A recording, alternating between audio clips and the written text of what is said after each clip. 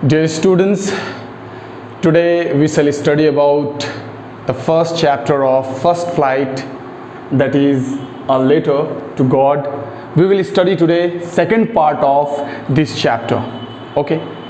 So पहले part में हम लोगों ने पढ़ लिया है कि किस तरह से लैंग को कहता है कि वो जो बड़ा बूंदा है पानी का, बारिश का, वो 10 सेंट्स पीसेस है और जो छोटा बूंदा है पानी का वो 5 सेंट्स पीसेस है। कहने का मतलब हमें अपने लैंग्वेज में ये समझना होगा कि वो जो बड़ा बूंदा था वो 10 पैसा कहलाया उसके अनुसार, और जो छोटा बूंद था वो 5 पैसा कहलाया उसके अनुसार। ठीक है, बहुत खुश था वो। चलो आगे बढ़ते हैं, हम लोग जानते हैं नेक्स्ट पार्ट में क्या होता है। So please focus on this particular whiteboard. Okay, so come. With a satisfied expression, he regarded the field of ripe corn with its flowers, draped in a curtain of rain. पता है, जब उसने देखा कि बारिश की बूंदें और जो बारिश है वो पूरे खेत में पड़ने लगा है, तो मन में बहुत ही सेटिस्फैक्शन उसका पैदा हुआ। राइट, बहुत खुश हुआ, एक सेटिस्फैक्ट्री उसका लेवल जो था वो बढ़ गया था।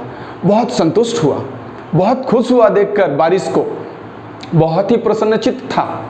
ठीक है, इतना खुश हुआ कि वो हम लोग उसका इमेजिनेट नहीं कर सकते। वो जितना वो खुश हुआ था उस समय, वो जितना महसूस कर रहा था, उसका जो फीलिंग्स था वाकई में बहुत बेहतरीन था, क्योंकि कई दिनों से वो बारिश का इंतज़ार कर रहा था और अंततः बारिश आता भी है। राइट, बहुत खुश होता है। वो पूरा का पूरा खेत जो है ना पानी से भर जाता है, बारिश की वजह से भर जाता है, जैसे मानो कि वो उसके ऊपर बारिश की बूंदें, बारिश का जो जल है वो आच्छादित हो गया है, मतलब कवर कर लिया उसके खेत को। Right, but suddenly a strong wind began to blow, and along with the rain very large hailstones began to fall.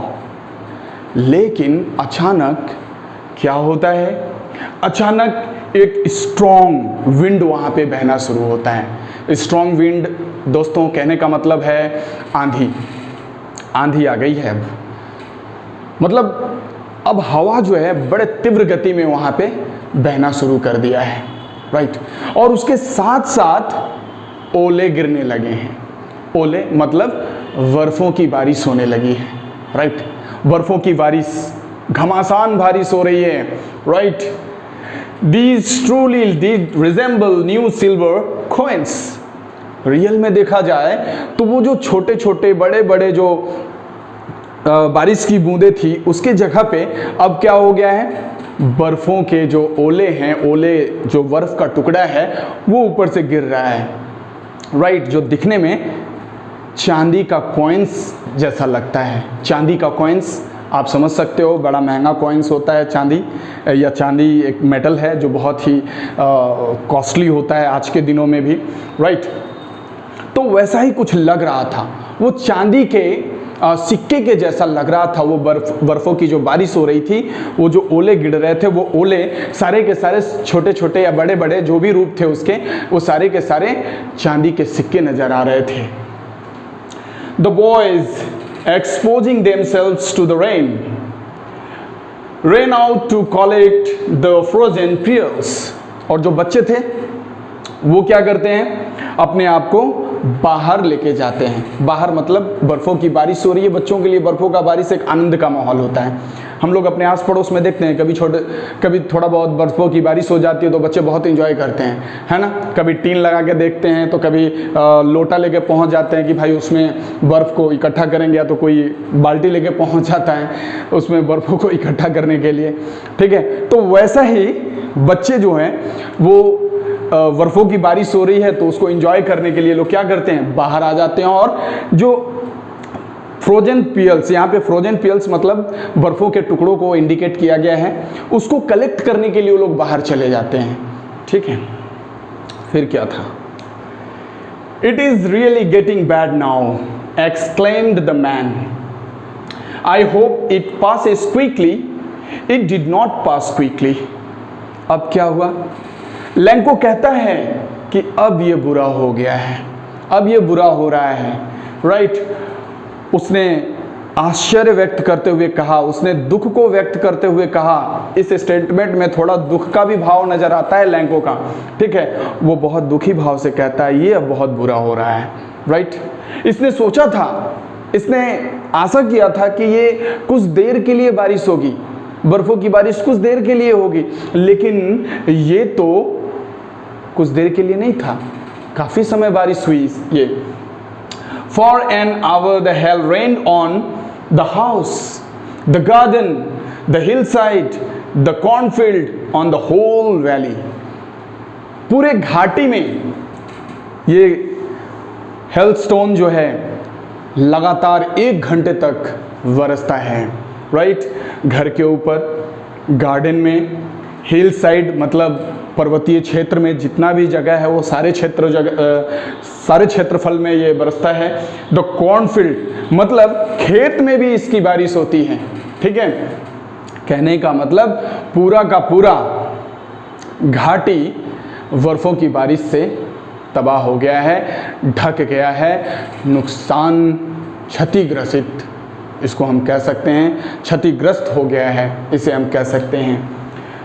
The field was white as if covered with salt.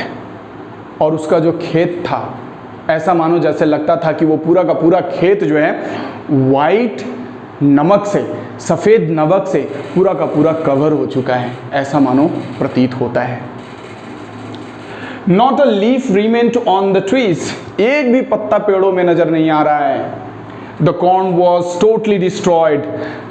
सारे के सारे फसल जो थे नुकसान और क्षतिग्रस्त हो चुका था, राइट। सारे के सारे फसल डैमेज हो चुके थे, डिस्ट्रॉयड हो चुके थे। The flowers were gone from the plants, और पौधों से जो फूल थे वो सब निकल चुके थे, झड़ चुके थे। Lencho soul was filled with sadness, और लैंको का जो हार्ट है, जो मन है, हृदय है, बहुत दुखी हुआ उसे, बहुत मतलब क्या बोल सकते हैं उसको, बड़ा कष्ट हुआ उसके मन में, बहुत कष्ट हुआ उसे, है ना।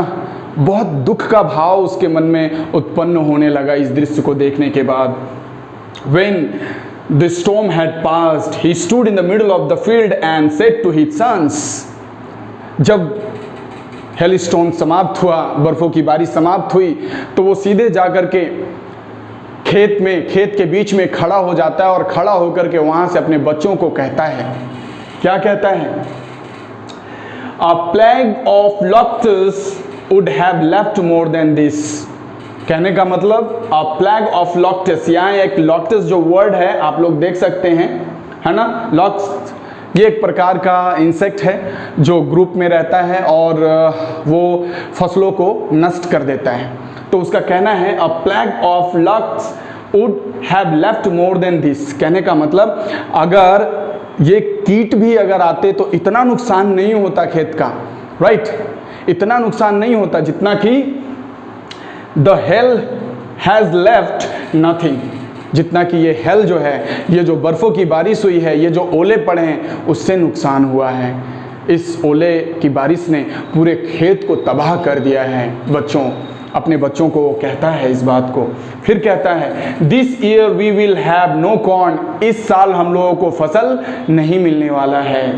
That night was a sorrowful one, वो रात जो थी ना, दुख भरी रात थी उसके लिए, सभी के लिए, परिवार के लिए वो दुखद रात था। वो रात जो थी ना, बहुत बुरे ढंग से उस दिन गुजरी, बहुत बुरा रात था उन लोगों के लिए। All our work for nothing, वो कहता है हम लोगों ने बहुत मेहनत किया, जितना मेहनत किया सब पर पानी फिर गया, राइट। सारे के सारे मेहनत बेकार हो गए। There is no one who can help us, अब कोई हमें मदद नहीं कर सकता है, ऐसा लैंको कहता है अपने बच्चों से। We will all go hungry this year, और इस साल हम लोग भूखमरी के शिकार होंगे, इस साल हम लोग मतलब भूखे रह जाएंगे। ये साल हम लोगों का बहुत बुरा साल होगा। जिस तरह से लॉकडाउन आज हम लोग देख रहे हैं कोरोना वायरस के वजह से, ये साल हम लोगों का सबसे बेकार साल के रूप में गिना जाएगा इतिहास में, राइट। वैसे ही वो साल जो था उस लैंको के लिए भी बहुत बुरा साल था। क्यों? क्योंकि उसका खेत नष्ट हो चुका था, उसके फसल नष्ट हो चुके थे। इसलिए वो अपने बच्चों से कहता है कि इस साल हमें भोजन नहीं मिलने वाला है, इस साल हमें कष्टों का सामना करना पड़ेगा बच्चों। ठीक है, तो डियर स्टूडेंट्स और दोस्तों, मैं आप लोगों को बता दूं कि ये बड़ा ही इंटरेस्टिंग चैप्टर है। आप लोग मुझे लगता है कि आप लोग इस टॉपिक को अच्छे से समझ चुके होंगे। अगर नहीं समझे होंगे तो एक बार और रिपीट करिएगा, बहुत बढ़िया से आपको समझ में आएगा। और कोशिश करिए इसे समझने के बाद अपने से लिखने की, इसके स्टोरी को लिखने की कोशिश करिए। लोगों को कहानी सुनाइए, इसी कहानी को बार बार सुनाइए अपने दोस्तों में। इससे आप लोग इसे काफ़ी अच्छे से समझ पाएंगे। और मैं आशा करता हूँ नेक्स्ट वीडियो नेक्स्ट टाइम मैं आप लोगों को सेंड करूँगा। सो तब तक के लिए धन्यवाद। सुखी रहिए, खुशी रहिए और मस्त रहिए। Thank you, bye bye.